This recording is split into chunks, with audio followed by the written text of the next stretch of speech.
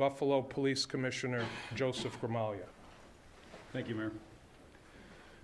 At approximately 2:30 today, an individual who the mayor stated is not from this area and is from hours away drove to the Buffalo, went to 1275 Jefferson Avenue to the Tops Market. He exited his vehicle. He was very heavily armed. He had tactical gear. He had a tactical helmet on. He had a camera that he was live streaming what he was doing. The individual exited his car and engaged 4 individuals. He shot 4 people in the parking lot. 3 of those were deceased. 1 individual at this time is surviving the injury. The individual went inside. As I said, he was an 18-year-old white male, walked into the store and began engaging customers inside the store.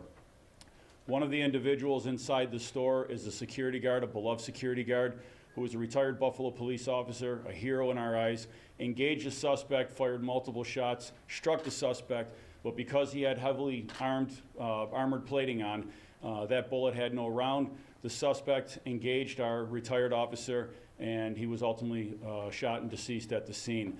He continued to work his way through the store.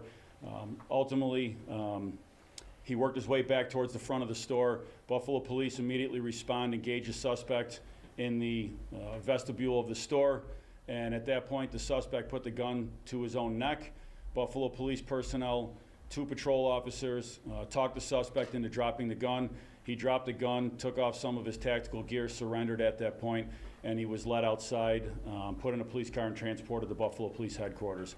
So as we said, a total of 13 people were shot today, 10 deceased at the scene, and 3 sustained non-life-threatening injuries. It appears to be non-life-threatening injuries at that point.